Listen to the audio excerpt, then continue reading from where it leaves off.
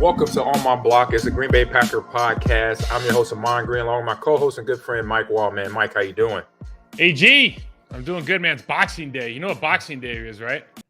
No, I know Boxing of Day it. is like the day, I think, in like the UK where they go Yeah.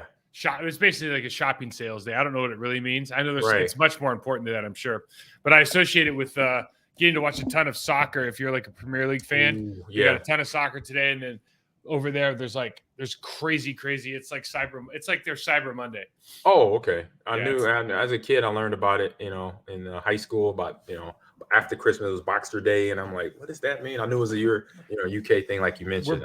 We're butchering it right now because I'm sure Boxing Day has like some really historical significance. Yeah, I can't remember what it is. Sorry. And they're going to look at us, these Americans. This is what they do. They just say how they want to say it and control it how they want to control it. But get our sponsor read off for Bet Online. Thank you, Bet Online.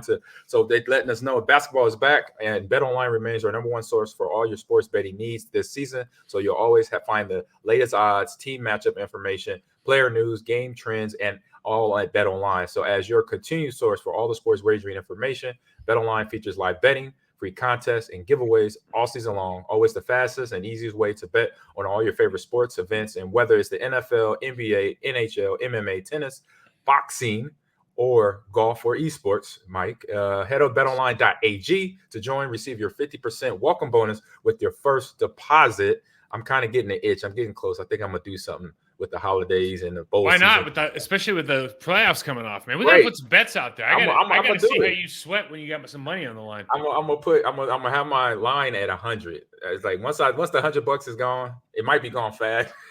Sounds like well, my parents live in Vegas, and if they go play slots or they'll go play Mega Millions or something like that, I think Megabucks. Yeah. They put a limit on it, but I'll tell you what, like my mom's got like some.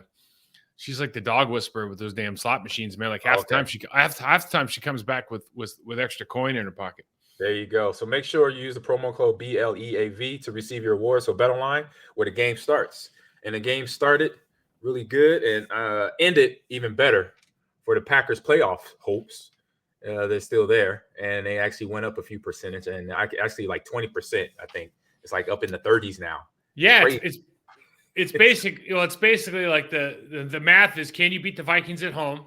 Yep. Well, can the Commanders lose to the Browns? I forgot who they have the week after. They have Dallas, so they have Cleveland. I have it right here. So Green Bay wins out. Yep. Washington loses one game, Cleveland or Dallas, and then Packers obviously plus the 3 games. Giants lose 2 games.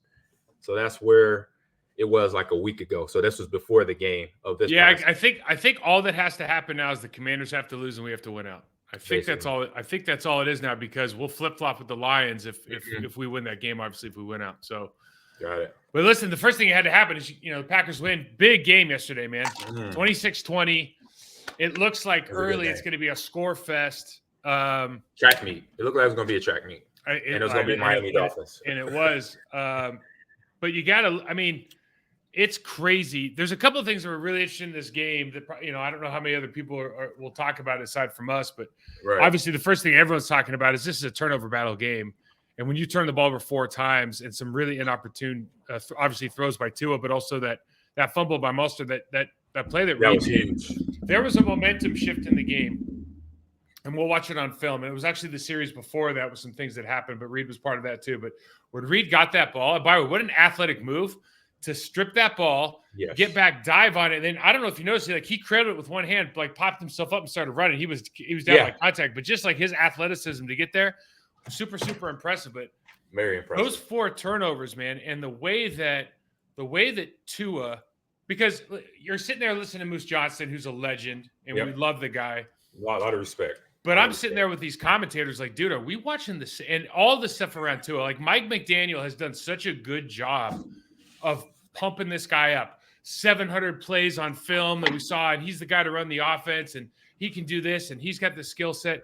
And you're watching, and it's like, can he anticipate throws? Yes. Can he throw a football? Yes. And, after that, you start going, Can he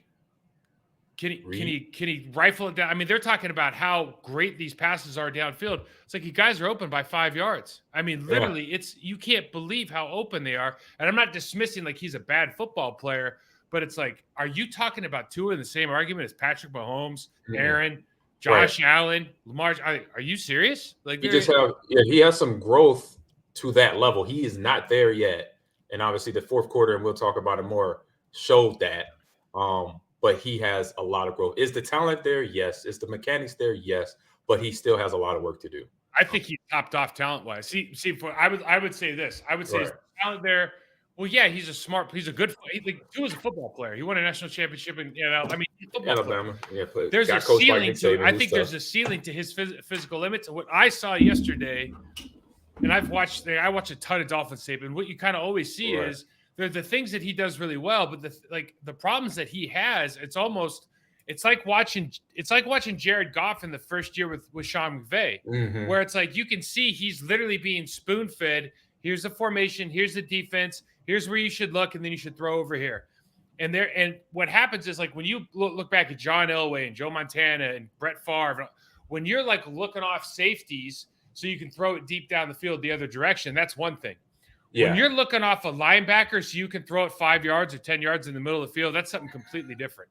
And that's being told what to do. Yeah, that's what he's doing right now. You can watch it. He gets and we'll show one or two of them, but he gets the ball and he takes a hard look at somebody. Maybe he's looking him off and he wants to come back. But if that's not open, man, like, play's over. It's scramble time. We're going to throw it away.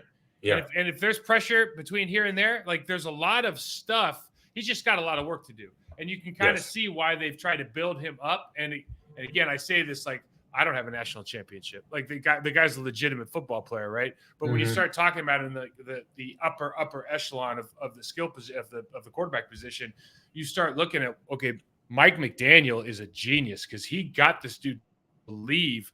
Listen, if you take a 3-step drop, you look over to the left, you can throw it back to the right, and Devondre Campbell's not going to move. Like, are you serious? Like, it was amazing. Some of the stuff that was a Mozart throw off the ball where Mozart was in a slot and try to go to him. That's the one you're mentioning. It's that seam route, and you're just like, there's like, that ain't gonna work. Like, that is not gonna work. And there's the one to Jair, not gonna. I mean, most people. It was overthrown. Most people don't even throw that ball, but you got 4 Packers in the area, and you have 1 receiver. Let's see how fast they go. And you can see early in the game what happens is, like, our defense. We could talk about how fast Tyreek Hill is and Jalen Waddle and Mostert. We could talk about how fast they are. Dude, there is no way you're repping that in practice. It's like, you remember when I don't know if you were there yet, but like when John Randall was still John Randall playing for the Vikings, they would take Keith McKenzie and they'd put a 93 jersey on him and a purple jersey, and he'd come down and play. And he was good, dude. Like, he was legit. He went from being like a really, he's like a backup defensive end on our team, like, good player. I remember Keith. Then Keith would, like, start killing it. He would be like doing these crazy spins and stuff. Like, oh my God. But then you got in the game and it was like, nope, Keith's not quite John Randall. Like, John Randall's still John Randall. And that's how you early in the game. Yeah. The speed on that side of the ball, like, it affects your defensive backs, like the space they're going to give. It affects your linemen. All the motion, like the eye discipline you have to have. Like, we got 2 guys chasing the quarterback and the running backs going out the back door. Yeah, it makes you nervous as a defensive coordinator, because you got to bounce that call instantly. It got to, like, you have to, like, almost anticipate, hey, before the ball snap, like, hey, just know that if it's crossing route, you got it. I don't have to. Let's talk about it now, because we ain't gonna have this. It's so fast on that 80-yard touchdown catch and run by Waddle, whereas Zaire's trying to bounce the call, but he's already out of the area where he's trying to tell his teammate to go cover. It's like, no, it's over. That's why it was an 80-yard score. We'll watch that one on tape, bro. But that was like such a cluster, because he's bouncing the call, but it's like, you're asking the safety to slice down on a crossing route against Jalen Waddle, really? Like, that was the plan. Yeah. As I said, that's a pre-snap thing. Like, look, okay, that's what we got. If they run this crossing route that every team has run on this year, Minnesota, whoever, with fast receivers and experienced receivers, this is what's going to happen. I'm just going to stay right here. You cut hard already. Just see, when you see it coming, read it. Do your best ability to that point there. So Tua goes 16-25 for 310. He's got the 3 picks. He's got 2 sacks. He's got 2 fumbles. One of his worst games probably of the season. came at a great time for us, obviously. And and let's say all this, like, credit to the defense. The defense made this happen, right? And the pressure equals picks. Like, all these things can be true. He has a bad game, and it's partly because of him. It's partly because of us. What's always interesting with the Miami Dolphins is, and they even did it in the first drive, they can run the ball all the way down the field or run it and make these short passes. And then they get down there. It's kind of like the Green Bay Packers. And you start throwing the football down in the red zone instead of just running the football. Right. It drives my wife. It drives Marie crazy. She's like, what the hell is going on? It's insane. Yeah. So Mostert's got 8 carries all game for 45 yards. He's averaging over 5.5 yards a game or a carry. Yeah. And it's like, you got 8 carries?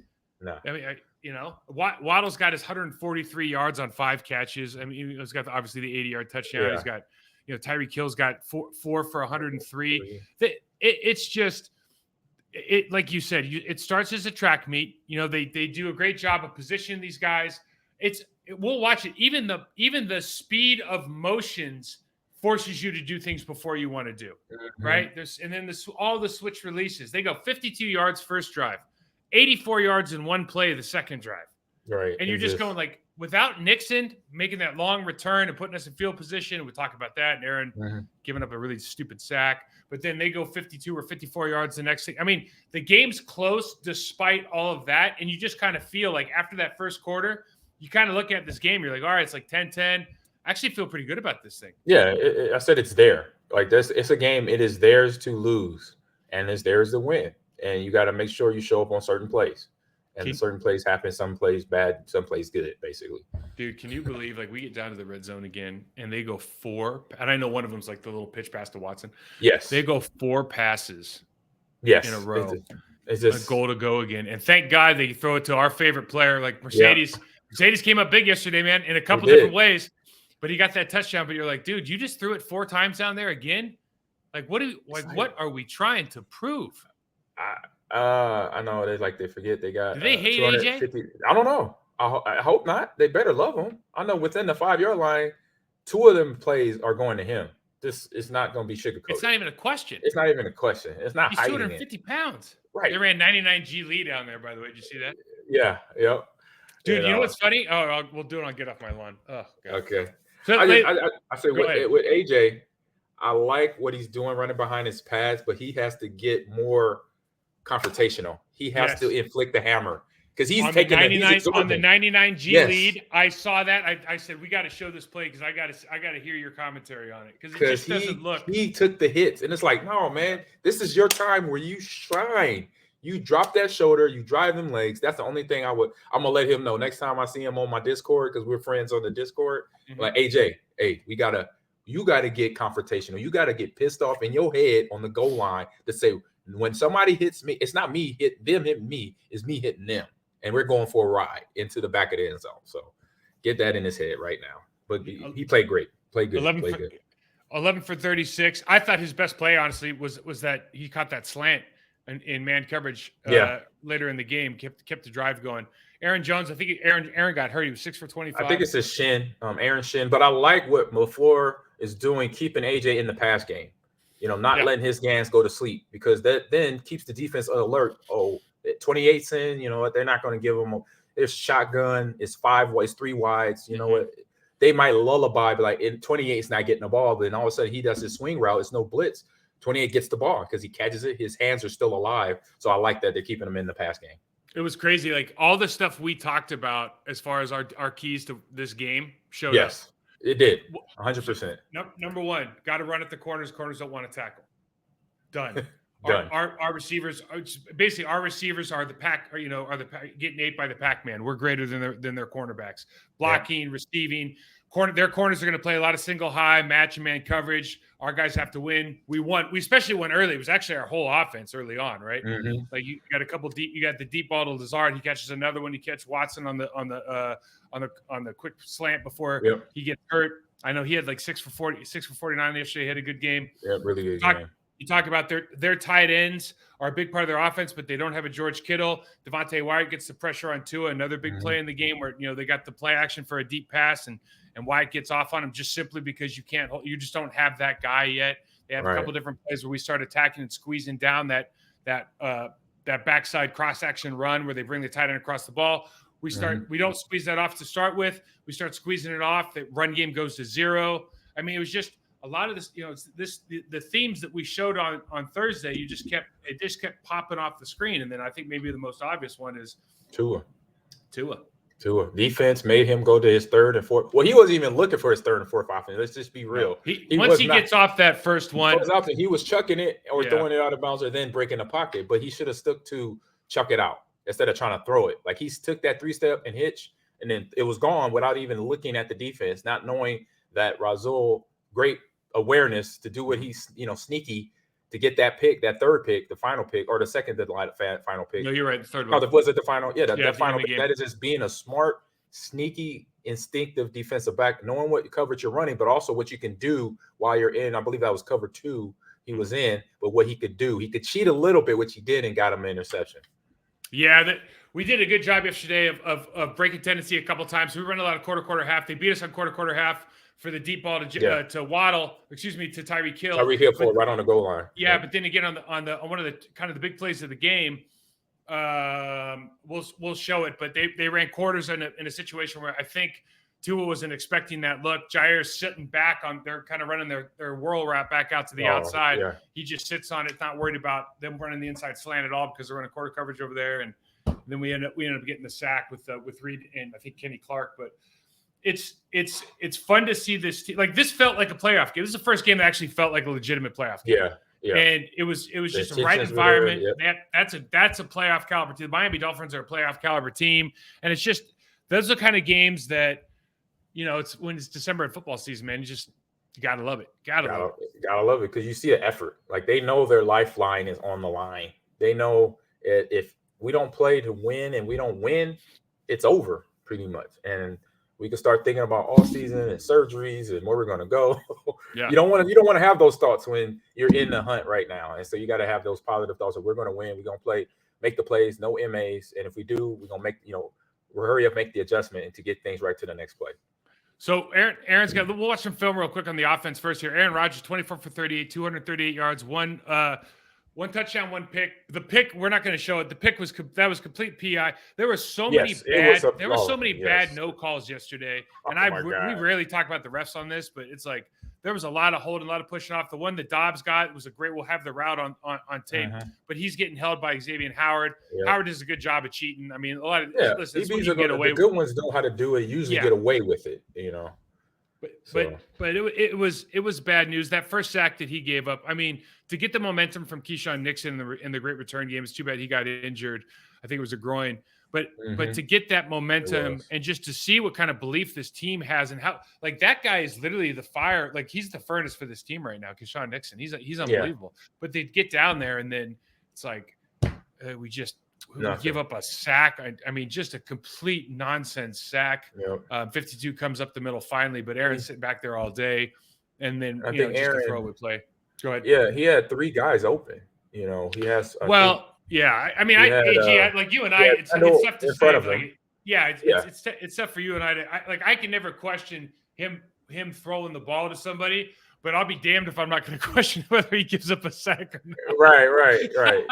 I get you. I'm just saying he had 3 options. It was 3 clear options that he's made through. That's all. I'm just making the observation of what I saw. He didn't look as good in the first half as he did in the second, did he? He just did he seemed sharper in the second half. Like, oh my God, okay, something was maybe said in a locker room. Somebody might have said something to get him going a little bit, or he just did it himself. Do you think he dials in more because Watson's out? See, I always think of it like when you lose your best guy, you gotta focus more. Yeah, that could be it at least, right? That could be it.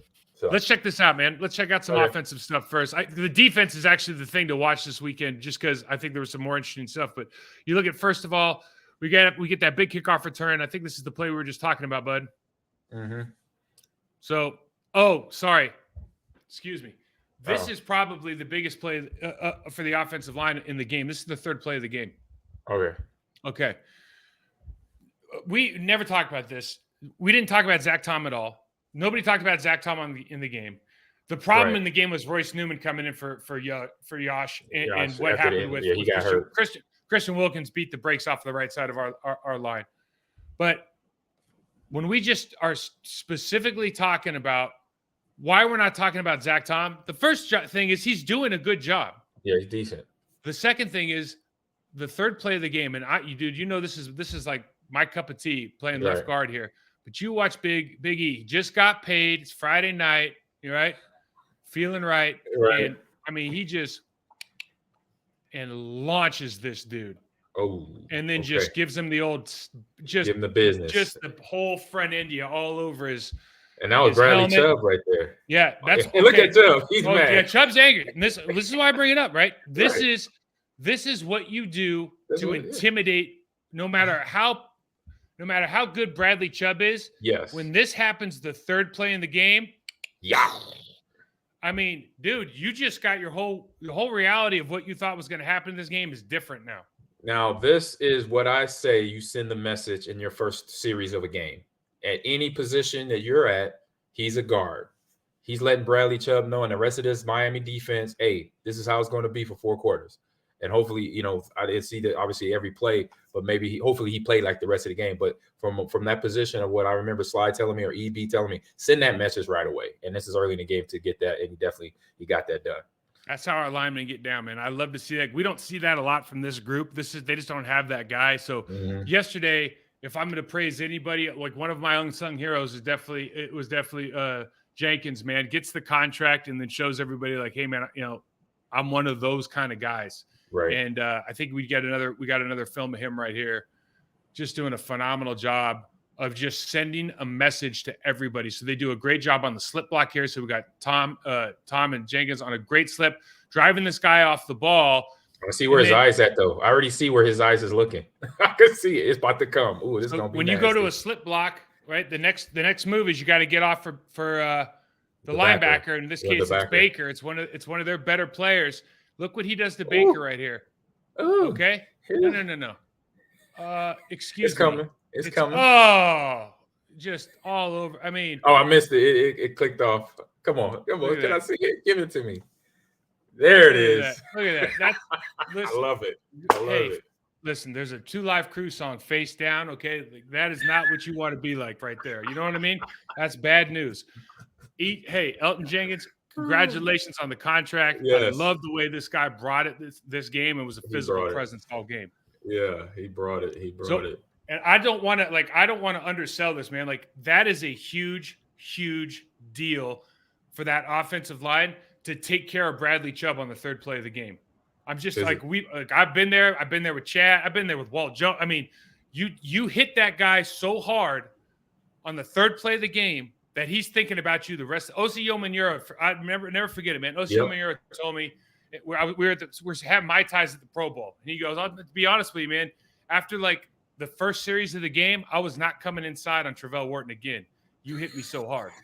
And it was like, but that's what you want to do. You want to take away that because all of a sudden Zach Tom, you don't have to mention his name the whole game. And you didn't. You saw him just doing his job. He had to do his average amount of work because if that hit doesn't happen, then they're sending. They're doing more ETs. They're sending blitz linebackers in that gap because they know they got a young guard there blocking. And Zach doesn't have a great pass set yet, man. He's just a really good athlete. So going inside on him is not difficult. He was beat inside on that play, right? He was on his heels. He just got whoppled. So let's go to some of the stuff we talked about on Thursday. They're going to play match and man coverage. They're going to play single safety. They want to stop run, and we got to win it. We got to win. And these guys just did a phenomenal job on this split. Top of the numbers, you can go inside or outside. Nothing's predetermined here, right? Yeah. You know they're going to play outside leverage with a single safety. Easy pass and catch. Like these are first down plays. This is huge for us. Got another situation. Now we split the numbers. Single safety high. You know he's going to have to play outside leverage again. They're going to run the switch. I think this one's with Watson. Yep. And nice. Just getting your athletes in position. Watson's the kind of guy right now where you don't need to, Dobbs runs a certain kind of route. Cobb brings a certain kind of route. Yep. Watson's a thoroughbred, man. Hey, let's make him one cut Charlie. You know what I mean? We don't need to overthink this. The dude's fast. Now, AG, you can talk about this better than I can, but the dude's fast. Let's not slow him down. Let's just go ahead and let him keep going. Yeah, just give him the ball, when he's still in stride and don't throw it behind him because once you throw it behind him, you susceptible to get him hit and all that stuff. But hit him on the run. He's going to have 20, 30-yard gains every catch. And we see with Lazard at the top of the screen here. Even when they're playing off, they still got that single man. We know we can double move this guy. We know we can run by him. I think this is an undrafted free agent. They have Xavier Howard down on the bottom of the screen. Lazard just does a great job here of winning and stacking. Stacking, yep. And then focus all the way through, because you got the DB hanging all on him, pulling and tugging. And as a pro, he's still able to fight through that and keep the focus to get both hands on the ball and then secure the catch by bringing it to his chest on the way down. Because as we've seen this season, not just the Packer games, but other games, if you watch, when the receivers, and it's going to show when Mercedes Lewis catch later, where they are the referee that's on the field and the referee that's in New York, they're really dissecting these catches all the way to the ground to make sure that ball is secure. Because if they didn't run that quick play to AJ on the goal line after Mercedes' big catch, as we'll get to later, they would have called that an incomplete pass. And that would have changed the game in terms of field position right there. So I'm glad, good catch by Allen Lazard here. Hey, let me ask you this: as when you're playing receiver and you're out there and you go by the guy, what are they teaching you to get his? Are they just teaching you to rip through his arm, high to low? The first grab, yes, rip through his arm, and then as the ball's coming, it's a thing called late. You probably heard this, late hands. Yep. So let him the first time, because you want to keep your momentum going. Because if you don't rip through, that's natural running motion. You don't keep your speed going. You rip through the first. But are you pulling through? That's what. But like you accentuating, like for example, if you're a pass rusher, I'm going to accentuate this and pull through, really rip through it. Is it something that's just natural that you want to do, or do you want to I'm going to find that guy's forearm or elbow and attack it? No, first time you and attack it. You and attack it to keep also your stride going, and then helps you get on top of him even more. Because if you attack it right, then his hand is down, and then you're able to stack him more. And his hand, he's going to take time to kind of adjust to that, and then you're in the position that you want to be in to catch the ball and bring it in. Roger that. Yep. So we got a trips look kind of out of a bunch formation here. A lot of these looked all day yesterday. Down below.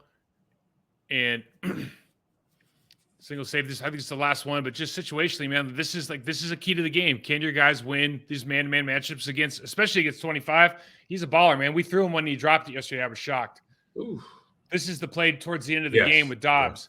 Yeah. We were on the spin route out, and he gets held and everything. Still makes a great play. Yep. I mean, obviously, you got Aaron Rodgers throwing the ball. I mean, if you see that on the game view, on the way he comes out of this break and catches the ball, he got his hands fully extended to catch this ball. So that's receiver one-on-one. When the ball is thrown in an area, basically that's what Aaron does. He throws it to an area, so that means the receiver is on him to get to that area, fight off the DB. The DB is holding like a mother, just like we talking about. But the DB's doing his job. That's what DBs do. They grab, they pull, they're trying to disrupt your route running. So then he uses that full extension to get the hands out, to get his ball, to catch that ball. And that's what I like about Romeo ever since training camp, knowing all his technique and the tools that he can use to catch the ball. What I love about this play is obviously we showed this play first. This is the first of the series that we just showed, right? He's top of the numbers again. It was flip-flop because we were going the opposite direction, but top of the numbers, he goes for the slant route, right? And they just, hey, this is just an adjustment. Right. Yep. We know that Howard's going to jump the route that you've already ran.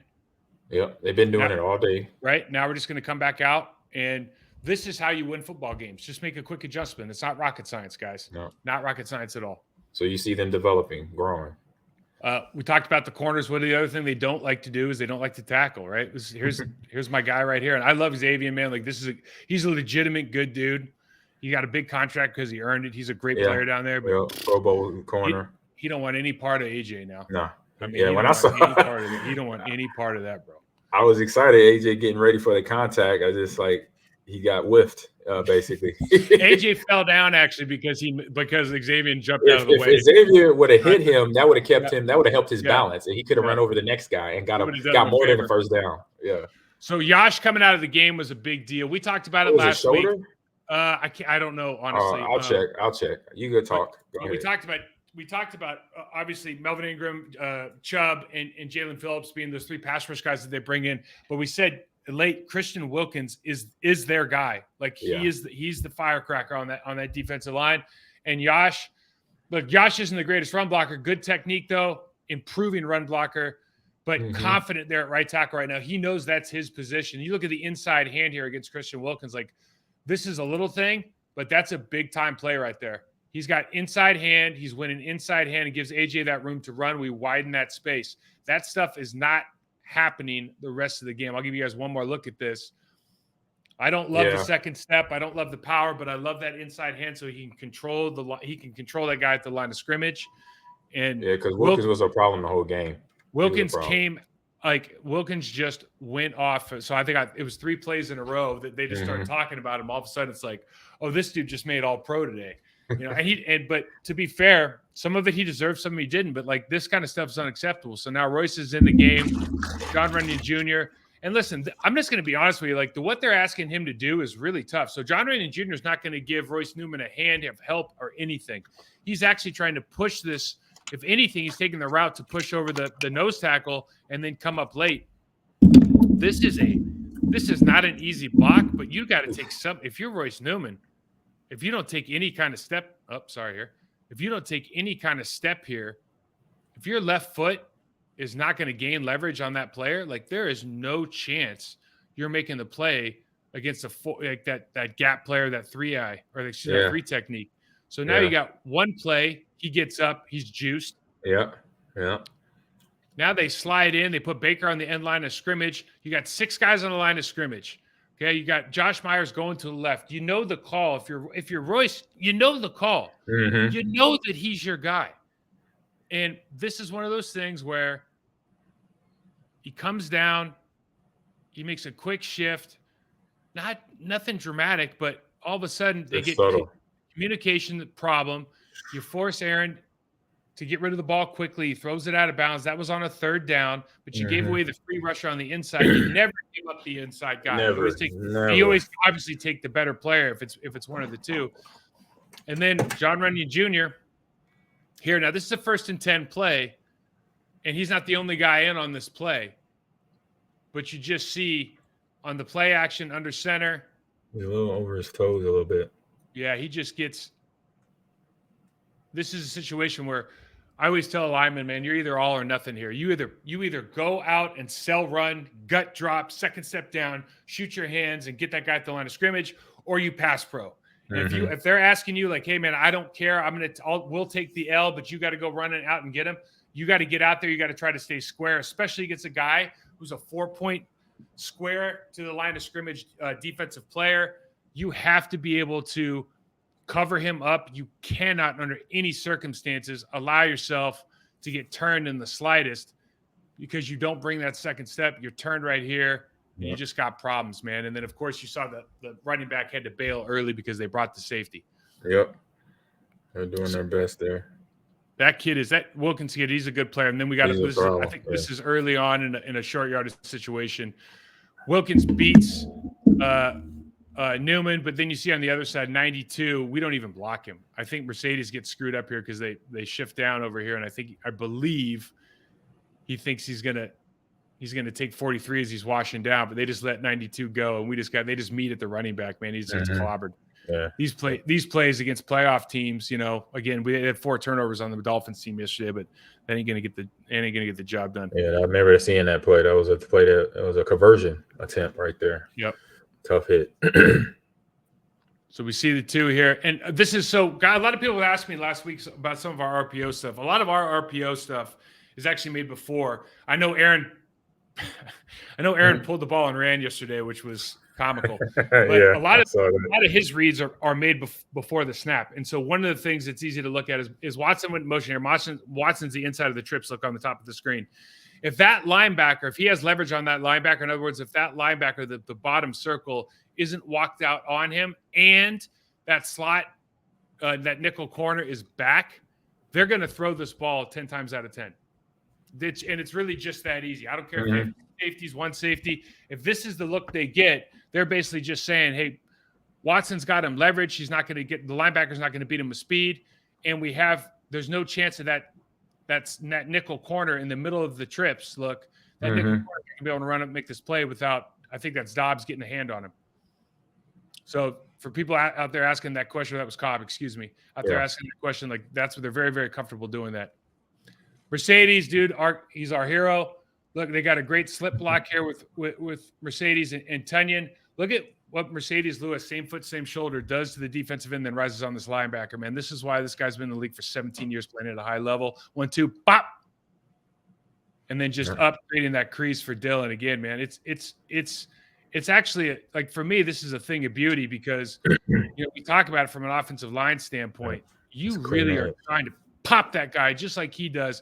Tunyon's actually got to come back and make that play happen and gather that guy up because Mercedes does such a good job of striking same foot, same shoulder. Yeah, but AJ actually gave it a little bit on this one. He gave it to him more than he did, even though the safety came down hard to hit him. But they like this Holland kid. You like Holland. To see him fall forward, though, right? Yes, that's what I like. Now, if he would have went backwards, I'm like, ooh, you absorbed that. So him falling forward, that means he struck through the guy. He dropped the shoulder, he dipped and punched. So seeing him going forward, that then he didn't take all that hit. That's one thing we always talked about you, right? Like you never go out of bounds. You always fall forward. That's it. You gotta always. That's a I say running back mantra right there. It's right in the DNA.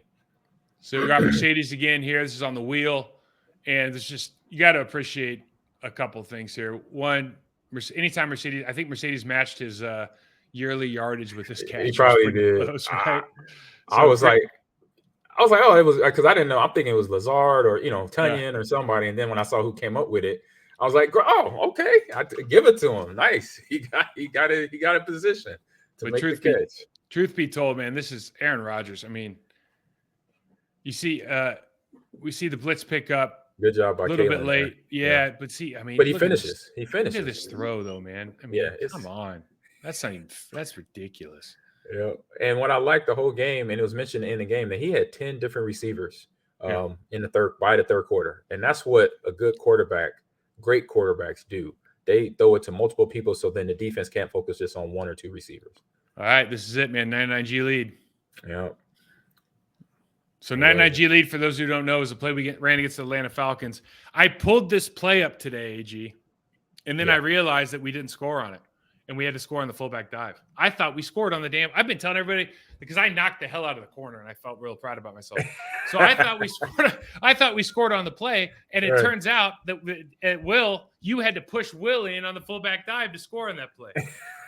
So I had it on the tape, but I took it off. However, this 99G lead. So we got down block, guards kicking out on the edge, and we got a fullback lead to the linebacker. And this is just a contact play. Who wants it more? Physical play.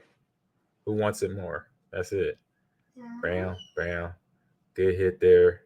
AJ gotta bring the hit. So the hit came to him. Even though he's dropping his head, he's dropping his shoulder pads, but he's kind of just falling into the contact. And when the contact came to him, he ended up absorbing it because you see the way his back and he twists all onto the knees. He's rounded over, right? Yeah, that's rounded over. That doesn't look good. You gotta be big chest, flat back, man. Back. I'm the stinger. I'm the stinger, right? Yeah, you're the stinger, flat back. So to me, as a coach, I'm like, ooh, I don't like that turn around and spin on the knee because we got ball and joints split in places. We got ligaments. So you see that, I'm like, I don't like that. But I'm glad he came out okay from that hit. It could have been worse. Great job. Just wanted to do some Aaron Jones appreciation post. We hadn't had a clip of him yet. Great run there. The edge fast. Great job. Great job. The play was a good design. Yeah. So Billy comes out on the crack block. We got Josh pulling out. It was early in the game. Listen, that's a great play against that team because their corners play a lot of man, so they're going to fall. So a lot of times you can do a crack replace with a crack block with the wide receiver. And they didn't do it on that play, but a lot of times you can, and the cornerback will just follow them because they got him in man coverage. So it's anytime you play man, it's almost like a 2-for-1 deal. It is a good job of him accelerating through the block or through the wide receiver's block on the edge there too. And this one was kind of a heartbreaker, right?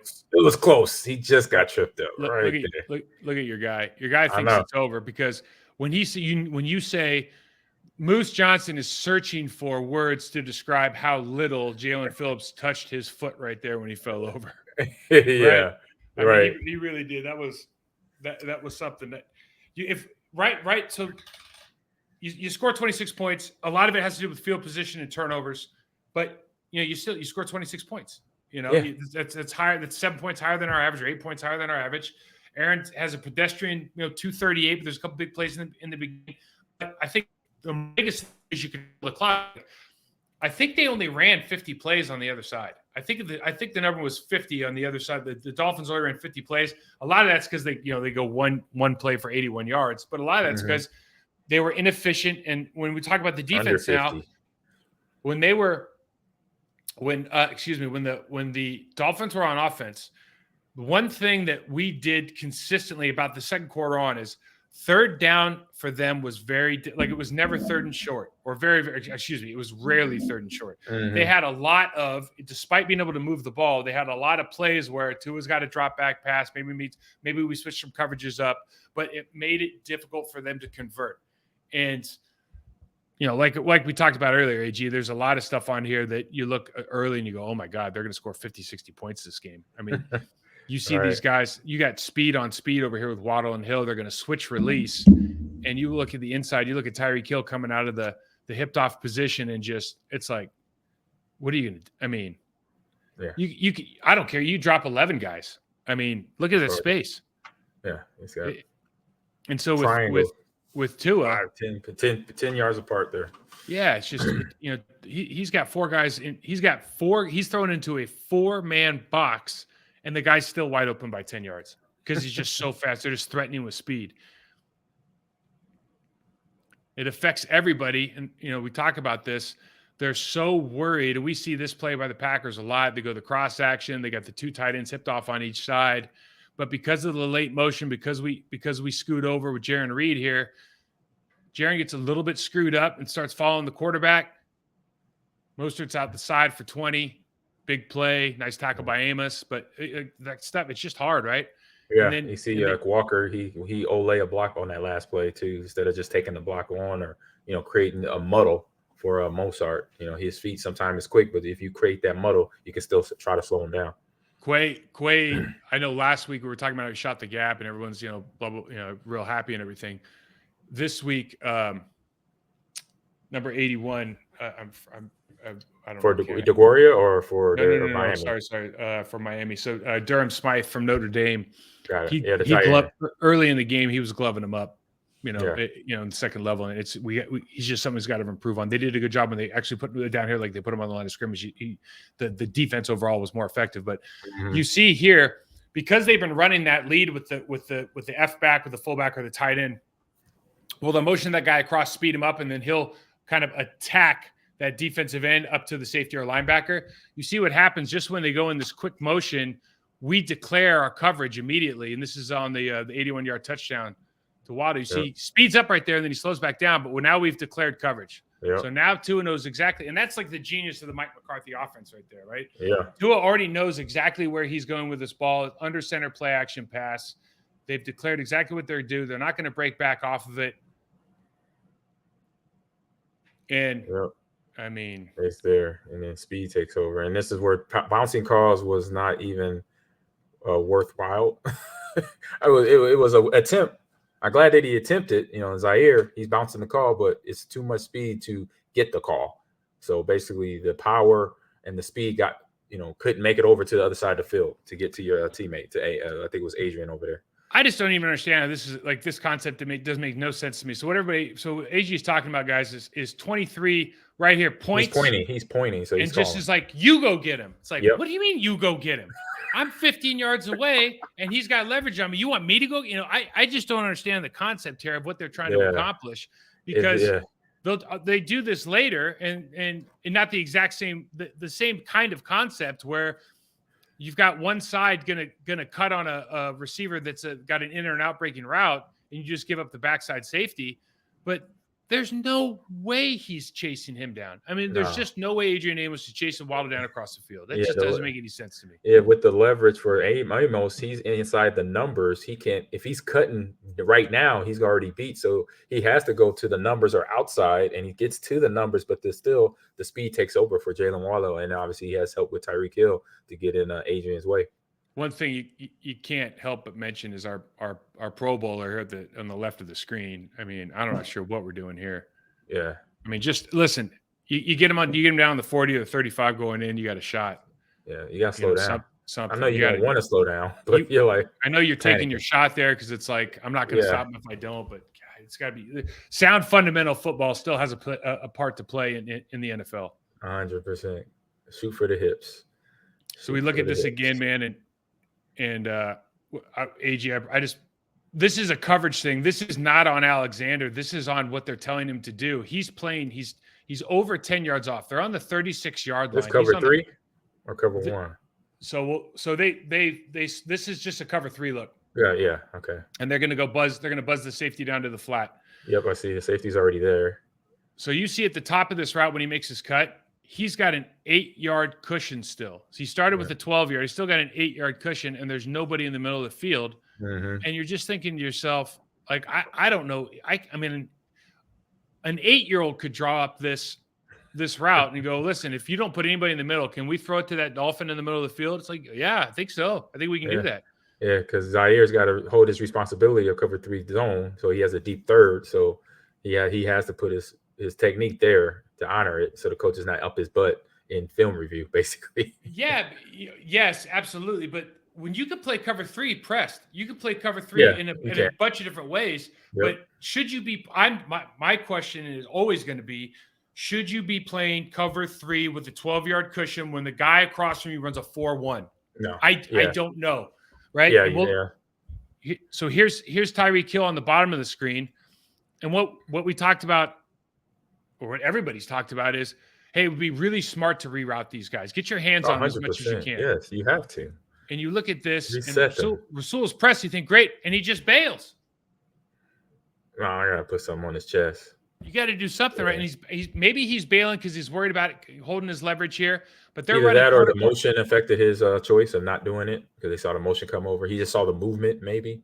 Yeah, exactly. He might think because he has to keep outside leverage in the run. Exactly. So he thought the guy was coming to him, so he might have had a just say, "Oh, I got to bounce out now because we have an extra receiver potentially coming over." So, but these guys we're playing quarter, half to the field. Okay, so what that means is we got a quarter of the field. Alexander's got a quarter of the field. I think this is Amos. I can't know if it's Amos or Savage. The guy on the right of the screen right now has a quarter of the field, and then the safety here has half. So he has the entire half. What happens is, as Wahle makes his outbreaking route, we get the safety on the quarter of the field side who's on the hash marks right now to turn his body and stop running. And this is like one of the things we talked about last Thursday. Yep. They kill people on this specific route every single game. Whether they connect it or not, they killed this. Because when Tua lets this ball go, there's nobody here. No. And the leverage that Tyreek Hill has now on this safety, look, you could barely start seeing the safety here. Mm-hmm. Right? Tua could throw that ball from anywhere from there to darn near the sideline, and that dude's going to run and be able to get it. Yeah. That's the kind of speed they have. So this throw, yesterday, I don't know what the commentators talking about it. Man, this throws a lot harder than that 4th and 1 look for Watson when he's got to drop it in the bucket. Are you crazy? You could literally throw it to anybody with this guy. Yeah. But these are the kind of plays that this team is just capable of making. They are just amazing from a speed standpoint, man. It really is impressive. So this is something that happens early in the game. Go ahead, AG. Sorry. No, that's it. It's a problem. That was it. It was quick. Early in the game, we're continuing to play that box technique. Hollins is out here against Armstead, but he's going to take on that cross action tight end, and we're just not closing the gap and we're giving up way too much space here. So we've been kind of complaining about this all year. You see the space that they have to run in. Now Armstead gets a holding call here, but that's really not the point. The point is we're not attacking this play. Yeah. And the gap 68 can run through the gap without getting touched. That just means we got a real problem. Because he's able to completely cover Quay Walker, who's in the hole trying to do his job as a linebacker, and shed the block, and he can't really do that. So I think this is we're going to start the turning point of the game here for me. Yeah. So this is an interesting play for a number of reasons, right? So obviously it's good to see the D tackles winning against their offensive line. Mm-hmm. You go motion across. I think Gesicki's out here on the left. You can't see him. But you look, and he's got two guys, to be fair. If this is an anticipation throw, he's got Gesicki open, right? He can let that ball go to the middle of the field for Gesicki on this break right now. And he's also got Mostert on the out route because Devondre Campbell's only can cover one of them. So this throw is available, but he really wants Tyreek Hill coming across the middle. That's who he really wants. So he's looking over. And if this isn't all of a sudden, you got some people in your face, you got two people that are kind of in that throwing lane. We got a little bit of a panic. And Jaron Reed and Kenny Clark combined for this sack. Yeah. Why is that a big deal? Because I think like mentally, when you see that, when the defense starts going away, so all we have to do is get him off his first read. And I know you see that on film, but when you experience it on tape, and all of a sudden it's like he starts scrambling. And I know he scrambled for a first down on one of these, but he starts scrambling. It's like it hits a little bit different in the game now, right? You're like, oh, that's what we got. It feels good. You're like, oh, I see what I could do now. Okay. Couple plays later, Hollins now comes down.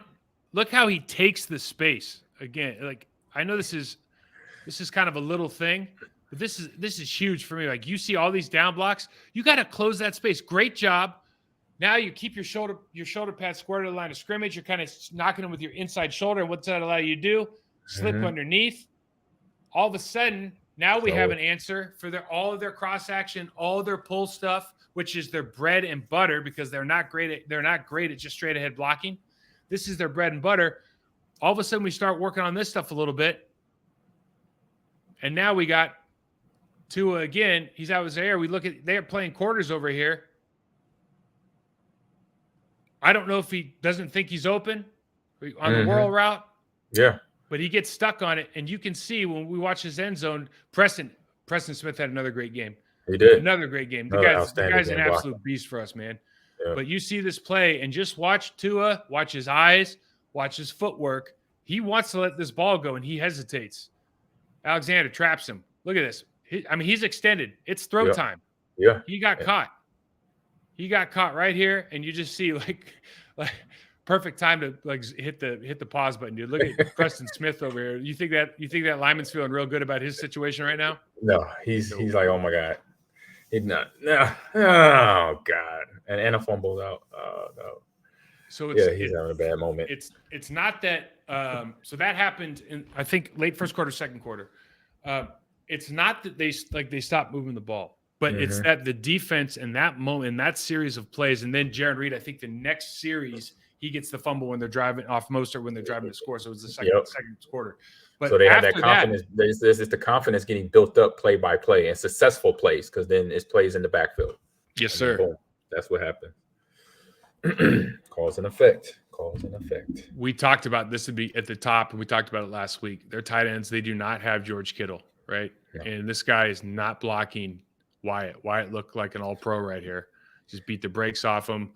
All of a sudden, those pressures, what happens to a young quarterback, AG? We know this, man. If you get, a field pressure, all of a sudden your eyes go from downfield, start looking at the rush.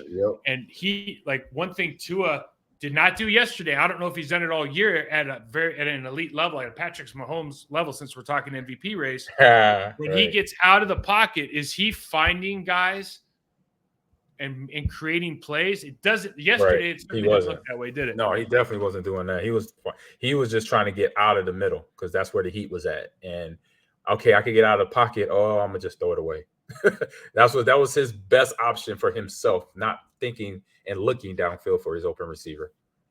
So we got Preston over here, and listen, they switched to this in the second half a little bit more, where they brought an extra guy on the line of scrimmage. Either they did that or they hipped off the safety, but they're basically saying, hey, we're going to go to where your cross-action guy's going. 81's on the other side. We're going to bring the extra man over here, and we're going to slant. We're going to cause havoc. You're not going to run this play anymore. Takes on one, opens up, easy play. Preston, you can't best run defender on our. I mean, he just plays at a high level. Yeah. But now Hollins comes back, does a great job, closes it down. Same thing. All you have to do is close down that space. They went wrong shoulder that time, which we always talked about, AG, right? You can go near shoulder, you can go wrong shoulder and spill it. And if you spill it, your safety comes down and makes the play. He's already in the box. Yeah, create that muddle of bodies, and people got to get high knees and step over, and then he can't reset his feet to get moving upfield. And then that's when the defenders come down and get all your teammates there for the party, for the block party tackle. We look right here. This is that last interception. Look, his interceptions, a lot of them were bad. The one to Devondre Campbell was the worst. Was bad. Yeah, it was bad. This one, it It was just a good defensive play. It's true, but like what you see here that's interesting is Rasul does a good job because he's not playing man coverage here, right? He's not. No, he's playing his zone. He made it look like man. Yes, that's what he did. He was cheating. I had DBs on my high school team his freshman year. One of my DBs, I'm like, why are you baiting the quarterback? He's like, why? Because we're doing 7-on-7. He's like, what are you talking about, coach? I said, Elijah, I'm a former NFL player. I know what baiting the quarterbacks look like. He's like, I was like, where'd you learn that from? He said, oh, my dad taught me. He had me watch some Deion Sanders film. I wish you would have said Madden. The thing about this pass though is, bro, Right. even with this, like Gesicki's wide open because the safety's giving him so much space. Gesicki has from the 40 to the 47-yard line to throw this ball. Yes. And honestly, this is just a bad ball. Good job by Rasul. I mean, listen, again, there's things that happen during the game that make him throw the ball the way that he does, right? So when I say like this is a bad throw, it's not. Give credit to Rasul, give credit to the pass rush, the defense, everything. But when you start looking at elite level guys and they're making mistakes, like there is a history behind it. You got to throw the ball. And he didn't have the arc on the ball too, as he had with some of his other passes, and that arc wasn't there. That's why Rasul was able to undercut it because. I'll give you a Madden comment. When I throw interceptions in Madden, I don't give enough arc on the ball. See, I wouldn't even know how to do that. I just hit A. My man, is A still one of the buttons? That's all I have. Yes, it is A. So it's a Kurt Blake asked me, what are your thoughts about Nebraska right now? Well, I'm headed to Nebraska for esports coaching down there and teaching. So, hey, maybe they, give me extra to go help out with the football team in the fall. I don't know. I'm just throwing it out there. Just throwing it out there. Yeah, they sure as hell better. It says the Packers need 30 for a 99-yard touchdown. I love that. Hey, let's go Monday morning quarterback real quick. Yeah. So I think the next game is the most important. Vikings, Packers in Lambeau. I'll check the odds right now, but listen, do we trust in Kirk Cousins? That's really the question of the day is, do we think that Kirk Cousins is going to show up in these important moments? Because they're still fighting for, I think, first seed, right? Yes, in the NFC between them and Philadelphia, and Philadelphia lost. We're 3-point favorites. We are 3-point favorites in Lambeau. They're a dome team. Wow. It's December. We are 3-point favorites. People think we're going to win. Well, we already know that Packer fan base is going to do that. They got to know that. So people who bet on these games, right? They think the Packers going to win. So, and I see that, and this is why I kind of see why that's there, because what I mentioned, Kirk Cousins, he is the variable that always comes to a demise for the Vikings, because then he gets seeing. I know somebody mentioned about if did Tua see ghosts. Kirk Cousins sees ghosts officially, even if he just has a minute amount of pressure put on him in that pocket. He's going to see ghosts. He's going to throw it away. He's going to do things uncharacteristically that he usually doesn't do. But when everything is nice and dandy, he has a clean pocket, that ball is coming out clean. He's throwing for over 300 yards, 2 touchdowns. But he has the tools to do it. He has Adam Thielen, and he has Justin Jefferson. So he has 2 receivers that go get it. And Hawkinson now. Yeah. The problem, and KJ Osborne, he has the guys there. KJ's having a good year, yeah. Great year. Running back too, Delvin Cook. So as long as he stays on par of having a clean pocket, he'll be okay. But if we get the other Kurt where he's rattled, so at Green Bay, this is a rivalry game, so they're gonna bring that fire. And it's outdoors, all the other elements that we know, because that was one thing that was not an element in Miami. It was 40 degrees. Go think it, global warming, So Darrisaw had an up and down game last week. He's come back from an injury. Yep. I've never thought their right tackle is. He's one of their captains. He's a good, not great player. Listen, when Kurt throws on time, he's good. And when he doesn't, he's not good. It's that simple. It's so easy. It's almost like the same game plan. The problem is like Randy Moss has come into our house so many times and destroyed us. Yeah. And Justin Jefferson's like. He's cool. Yes, he's hit those records. He's hit those numbers. He's like Randy Moss as well. The Commanders have to lose one of the next 2. They're 2.5-point favorites to the Browns. Honestly, that's a toss-up game, man. Deshaun Watson looks objectively awful right now. Yeah, but the rest of their team, they have a good team. It's like maybe they'll go back to the other guy. Maybe they'll just hand the ball off to Chubb and Kareem Hunt 100 times. and do something. Just let their offensive line win the game and play good defense. I That's what I would would do. expect the Commanders to win that game, and then the big game will be against Dallas, though. Mm-hmm. We had a question here. The offensive line still has a hard time generating a push on the goal line, the worst team in the red zone. So we invest in a true road grader in the draft. So the goal line, Dominic, good question. The goal line's tough because a lot of guys are submarining. Like, we actually did a pretty good job. That 9-9G lead wasn't bad. I think to your point, Ahman, if he lowers his pads and hits with a stinger, he runs right through that. I think it looks golden. It looks better. It looks cleaner. Yeah. I don't think they've done a terrible job. I think goal line's a really, really tough place to play because you either are diving.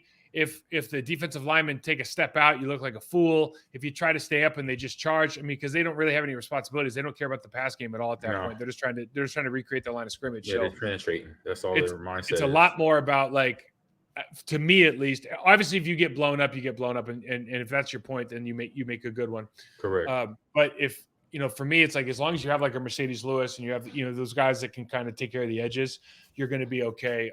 I would just say, to make a general statement, it would be really nice to have a super, super powerful guard or center, or guys that play really, really powerful road grader at the center position or at the right guard position. I don't know. Marco, like, one thing that Marco was really good at is, like, all those double teams with Tauscher. Like, you just knew, I knew coming around, you knew, like, if they were going to double team, like 19 times out of 20, 29 times out of 30, you pick the high number, they were going to get that guy off. Like, if there was ever penetration, we were shocked. Right. And so you need a guy over there that is capable. And right now, I wouldn't say necessarily that it's the guard or the center, maybe it's the guard or the tackle on the right side. Like, neither of those guys right now, I think both of them are good football players. Neither of them are road graders. They could develop to be them, but they're not them right now. Yep. That's a mindset that has to come over in time. You want to do a couple get off my lawns? Yeah, we could definitely do that. Do some couple of the get off my lawns. So the first one I got here is let's talk about it. Big Russ. Come on, man. I saw this one. Yeah. Here's your guy. No. Let's go over Russ's box stats. So we're talking about Russell Wilson yesterday, who just had another good game. The funny part is, if we're just being honest, they scored 14. It was 14-51. Sorry, I didn't see that. The funny part is, I think they eventually benched him. So he's 15-27, 3 picks. Turned the game off. Yeah, so I don't think anybody even watched it, but I turned it on long enough to see 3 picks, and then I literally saw, I don't know who the receiver was, but on his third pick, the guy's on the sideline, like, throwing a fit because he's wide open. And Russ is all, scrambling around. So then this is how sadistic I am, because I don't know what it is about the guy, but it just bothers me. Right. So they're punting the ball away to the Broncos, and I just told my dad's here, I go, if Russ is in, we got to watch one series, and otherwise I'll turn it off. So he's in. He gets sacked twice on both of them, or he shouldn't get sacked. He's just looking around to get sacked and not throw the football. He's trying to cook. Yeah. What do you do if you're the Denver Broncos at this stage? Because it's like a reclamation project, but you just paid $250,000 for the worst piece of the puzzle. Right. It is. It's a bad place because the first 2 years are pretty much, you got to roll with this guy. First year for sure. This year you got to roll. You got to eat it. Obviously, you got to fire the head coach, right? Because somebody's got to go. Yeah, that's one option. There is. And what's the other option? No, AG. I'm asking. No. I know.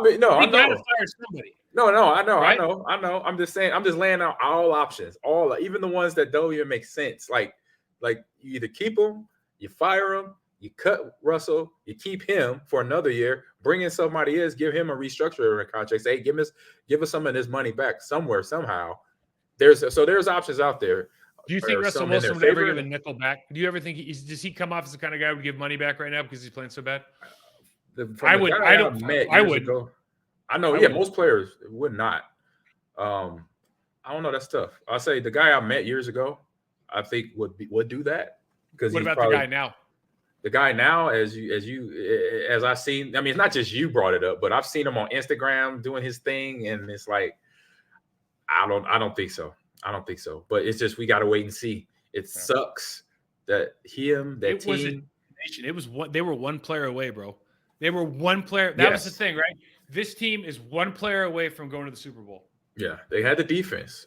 At the time they had Bradley Chubb, and then they let him go a couple weeks ago, and now he's in Miami. So Baker Mayfield dropped 51. Man, you're making Baker like that. You just like now everybody's like what's the deal with Maybe Baker? Baker Mayfield's a new. Maybe they'll trade even swap. That would be crazy. Now that would be crazy. Mac Jones. I didn't even know this. Mac Jones has a history of taking cheap shots at people. Oh, so, I didn't know that. He had a pick or a fumble and he's running. Oh, he's like Chris Paul then. He's like Chris Paul in basketball. Dude, thank you for saying that. He's like Chris Paul. I didn't want to say it, but that's a Chris Paul. That's a Chris Paul. Hey, I was blown away last year doing a podcast talking about NBA 2K. And then I said something about Chris Paul, and one of the viewers said, hey, Chris Paul is a cheap shot artist. Go to YouTube. They have a YouTube channel dedicated to him cheap shotting people since he was at Wake Forest. That's how long he's been doing it. For almost 20 plus years. He's been cheap shotting on the courts. I was like, really? And I liked him. I respected him as a player. But once I saw that, I was like, okay, I got a problem here.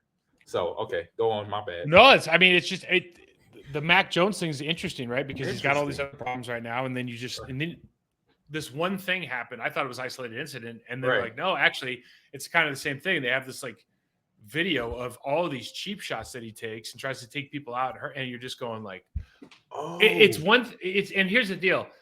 It's one thing when you do it or I do it because we're all part of the same ecosystem where we all take shots. Yeah, we're getting hit every play. It's a completely other than the quarterback, who's the most protected person on the field, even more so than the punter. Yep. Is taking cheap shots on people, and he knows that there's no consequence. Nobody can do anything to him. You know what I mean? It's a special kind of douchebag that does that. There's a special kind of guy that knows that he's protected in every way, shape, and form, and then is just taking cheap shots on guys. Yeah, not cool. Nope. Not cool. Not cool. Not cool. The last one I had here is commentators, bro, and it's just I was watching our game in particular, the Packers-Dolphins game, and I love Moose, and I'm just going, I am watching a completely different game, and I think what it was very simply the way that I think it's really Mike McDaniel has done such a good job of talking up Tua, and the numbers support it, but the numbers support it, but the film supports that he's a good player. But the film doesn't support that he's this MVP. The film supports that he's got two guys that are just scaring the hell out of defenses. That's it. Defensive coordinators and DBs. That's it. So, yeah, I can't. Like, commentators, my dad used to get so frustrated. And I tell my dad, stop watching. Just put it on. He's like, I'm put the damn game on mute. When he would watch our games, because between the commentators talking about Brett or me or whoever, he's like, I'm putting the damn game on mute. I'm like, you just got to do that. But when we're listening, I'm hearing the same game too. Like, I'm like, what are they talking about? Even Marie, my wife, sits there. It's like, what are they talking about? He sucks.